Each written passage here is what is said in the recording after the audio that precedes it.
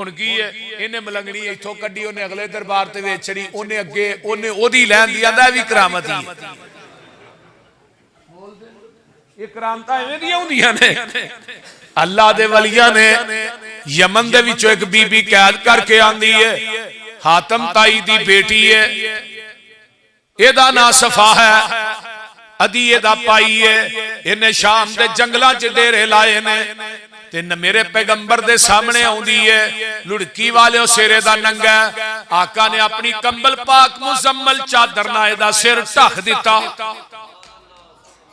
इनू पीर आंदे हुण अजकल दे पीर बावां च बावां पा के नचण डे, हर रोज किसे ना किसे पीर नूं छितर पैण डे बीबियां, क्योंकि इन्हां दी करतूतां चों इवें दियां ने। मेरे पीर के सामने औरत आई, ईसाई औरत है या यहूदी है, सिर नंगा, जग्गा दे पीर ने पाक चादरे दे सिर ते दिती है।